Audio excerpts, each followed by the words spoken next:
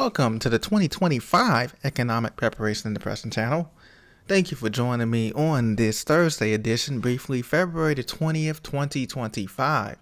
Ladies and gentlemen, we are watching economic concerns mount here in the first quarter of 2025, and we haven't even gotten into the main course. As you know, the presidential administration has changed now. It's been a month now, the month anniversary of President Trump's administration, and a lot of changes are coming on the horizon here for Americans and for the world in general. But first, we'll start off with our at the homeland here. Right now, we have economic concerns weighing on stocks at the Walmart's weak forecast. Now, many people believe that the stock market will continue to make its march toward 50K overall.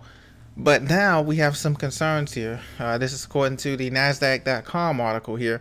And one of the concerns is the Dow Jones was down today. It was down about 0.85%.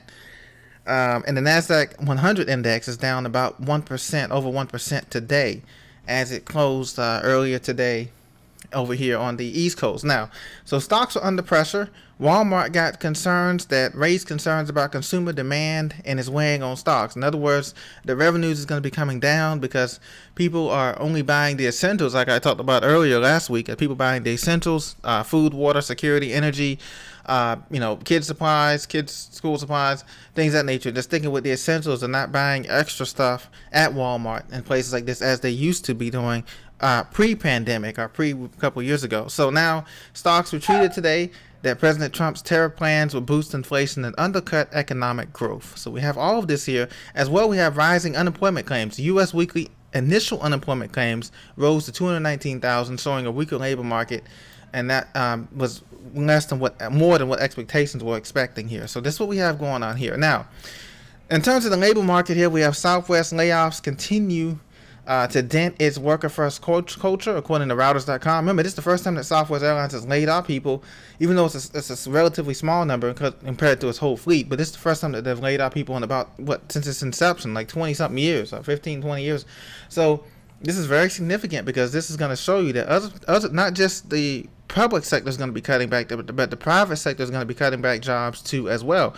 Monday's jobs cuts were the first in the company's 54-year history. So this is very significant here, according to Reuters.com. So layoffs are a nod to pressure to shore up profits. So what happens if Southwest can't shore up profits? Well, they either have to look for a merger, which I believe is going to happen. I believe Southwest Airlines is going to be joining in on a merger with one of the big three, either American, United, or Delta, to help buy them out and shore them up as things continue to get tight for these airlines. But there's going to be consolidation in a lot of these fields. And ladies and gentlemen, I'm not just talking about the airlines, but in the food and hospitality industry, in the securities industry, in the business sector industry, insurance and banking industry, there's going to be consolidation that's going to continue. So look forward to these kind of mergers and acquisitions, these consolidations to continue later on in 2025, like the fourth quarter of 2025. We're going to see a lot of mergers and acquisitions.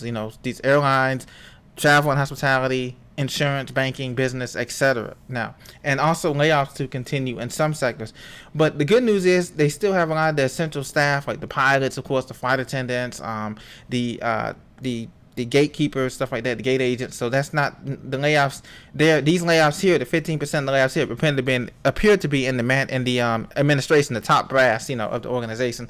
So that's good news there for most people. Now, the list of companies requiring employees to return to the office here. As you know, there's been a push to return to the office for the federal government workers, as well as the private sector who have been back. A lot of private sector workers have been back, especially those, in the software engineering fields or the programming fields or the banking fields or the Amazon fields. They've already been back to work. But now these are companies, according to Yahoo Finance, that they're pushing to return to work. TikTok, many companies requiring return to office, either full-time or part-time, and the return to office push is good in the sense that, well, it could keep businesses downtown with the commercial real estate that's been empty in a lot of these downtown areas that you know of in all of these cities. They're hoping that a lot of downtown businesses that have these food trucks and different things, they're hoping that people will spend money there on their lunch breaks and help to boost the local economy. But the problem is that many of us have less discretionary income, and we're bringing our own lunch, we're bar bagging, we're not going out as much, we're not spending money in the downtown area. So that's going to be kind of a backfire there as well. So JP Morgan, Starbucks, and Amazon returning to work. AT&T announced that they're going to have their employees back in the office 5 days a week.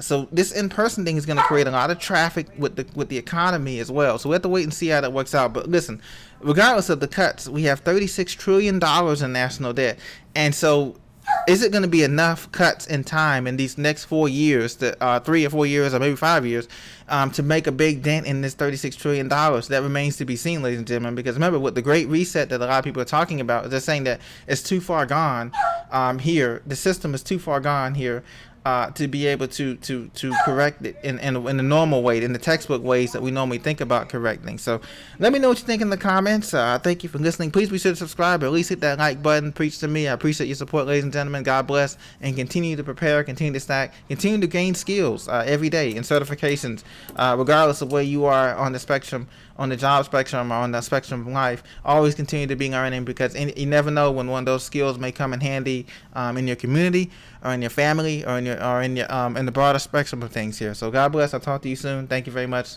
Bye bye.